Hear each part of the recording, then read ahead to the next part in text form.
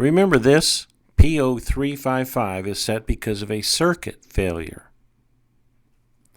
Does that mean the coils are bad? How can we test them?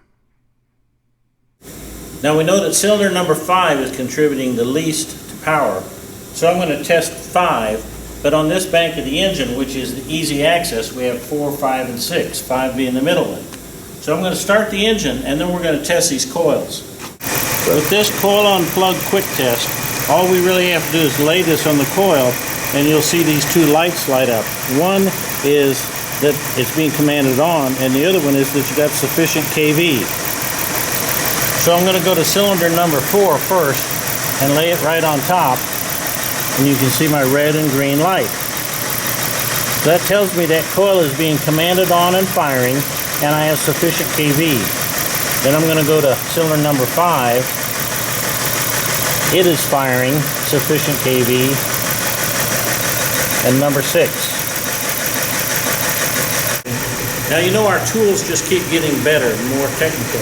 Well, this is an early on tool. It still works and it'll tell you if that coil is firing, but it won't tell you how well. For that we need waveforms. And for that I use this GTC 505, which is a simple and very fast waveform generator. As you can see, it's going to show the waveform. So let's look at that. Now it's very easy to use. All you have to do is put this wand, the tip, on the coil and it'll show the waveform. So I'm going to put it down there and you'll see the waveform. Now this is a current ramp. I'm going to show you that you can change this. I'm on a current ramp, but I want to go to burn time. So I'm going to cycle back to burn time. Now you can see my waveform. Now this is what we call a triple strike coil. The ignition actually fires that coil 3 times in a row. You can see 1, 2, and 3. Now I'm going to go to cylinder number 5. And you can see I'm still firing 3 times. So where the other tool just simply told me it was being commanded on and I had good kV, it doesn't tell me anything about the burn time. And when I go to cylinder number 6, I still have good control of that coil. Now if you look at that current ramp, that's on number 6, and I'm going to go back to number 5. Widen that one out. That's as wide as that one's going to get. But notice how it goes up here and then changes its amplitude. Now let's go to cylinder number 4.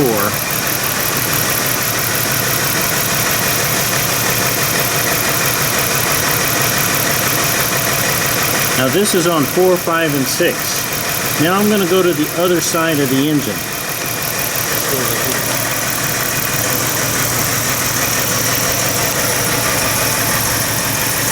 Now this coil is way under there. I can still get my probe in there. So I'm going to put my probe right on top of the coil and you can see my current ramp. And when I widen that out, here.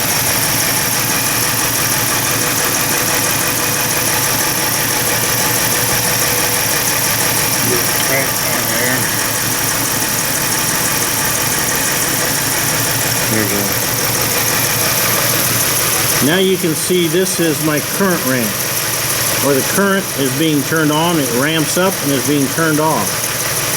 On the other side, remember they were going up and then they had a different amplitude to it?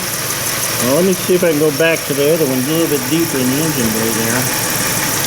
Have to clear in between each one.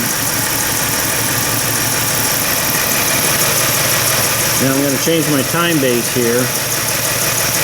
The same thing. Now this coil is actually working right. It's going up and turns off. Now you may not know a lot about waveforms and current ramps and everything like that. That's a whole other topic in itself. But I'm using this to show me that those coils are being fired, but they're not being controlled by the PCM. Now remember earlier, the PCM was not doing its job to control air fuel. It was not doing anything with the short term. So our computer definitely has a problem inside it, but so do these coils. Now, a very common thing is for coils, if they go bad, to burn out the driver that's in the PCM, because the PCM is what turns these coils on and off. The coils are being commanded on, and they have sufficient kV. So why does the power balance test show cylinder number 5 not contributing to power? Because the PCM turned the injector off when it set the code P0355. For full power, the cylinder needs good spark kV and it needs fuel. So why are we showing coil control and good kV? So do you remember this part? The diagnostic code sets when the PCM does not receive a valid ignition diagnostic monitor pulse signal from the ignition module, which is integrated inside the PCM. That module is inside the PCM, and that part of the circuitry is damaged. But obviously the PCM can still command the coil on, it just can't monitor it. Now, the fix for this car is we need to change the coils that have not been changed. Remember, the customer told me they went to someone else and they changed the 2 coils on this side, but not number 5. And because of this engine, you have to take the plenum off to get to the other coils. They did not change the coils on this side. So because the computer is not working, we're going to have to change the computer, but I don't want to put a new computer in it and then have bad coils just burn out the new computer. So we're going to change the coils first, put a new computer in it, program the computer, and that should take care of our problem. Now we've got the computer replaced, it's been reprogrammed, we started the car, it's running, and our engine is now smooth, there's no misfire that we can feel. Now let's look at the engine data on the scanner and see if it's responding. Now our engine's running at idle, and as we look, we've got O2 sensors, bank 1 and 2, short-term 1 and 2, and long-term 1 and 2. So let's look first at bank 1. You can see our oxygen sensor is now switching. We're even going above and below 500 millivolts, and our short-term is adjusting now, going from 0 to 2. If you look at bank 2, it's the same way. Although this oxygen sensor is switching a little faster than this one, maybe a little bit more aged over here. But I'm going to give it some gas now and accelerate. We should see our oxygen sensor go rich and our short-term fuel trim adjust.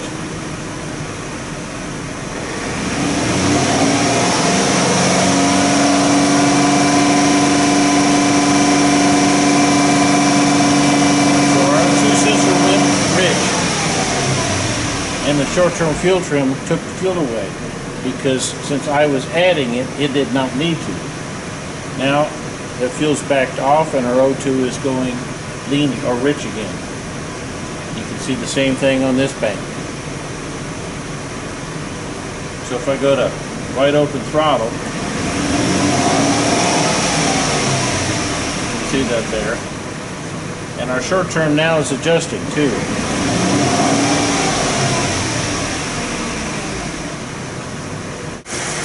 Now to make this a little bit more distinct, I'm out in front of the engine, got my scanner still set up in the same settings, and I'm going to create a big vacuum leak, and we should be able to see that on the scanner. Now as I zoom in on the scanner, you can see our O2 sensor, bank 1, sensor 1, bank 2, sensor 1, and our short-term fuel trim. So now I'm going to create a big air leak. We should see this go major lean, and then this should be adding fuel to balance for that. Let's watch it.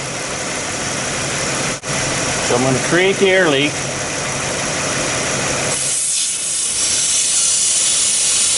You can see my oxygen sensor suddenly go very lean, and my short term now is adding fuel on both banks. So the short term is adjusting to that air leak.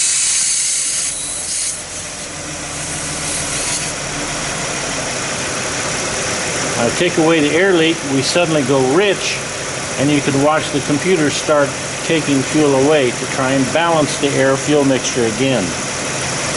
It's going to keep pulling fuel away until the oxygen sensor starts switching again.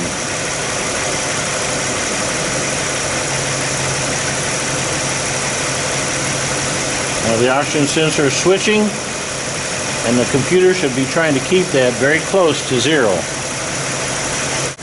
So before, when we looked at the oxygen sensor, we could see that it was lean and we could drive it rich. But no matter what happened, the computer did not adjust. So the computer was not doing its job. And now you can see with the new computer, and if it programmed, whenever we go lean or rich, the computer is now continuing to balance fuel, and it either takes away or adds fuel as needed, and we can see the evidence of that on the scanner. So what fixed this? Well, understanding how the systems work, using our critical thinking to look for and find the evidence, we were able to isolate the problem to the computer getting data but not doing its logic thinking and adjusting for air fuel. So the computer was bad.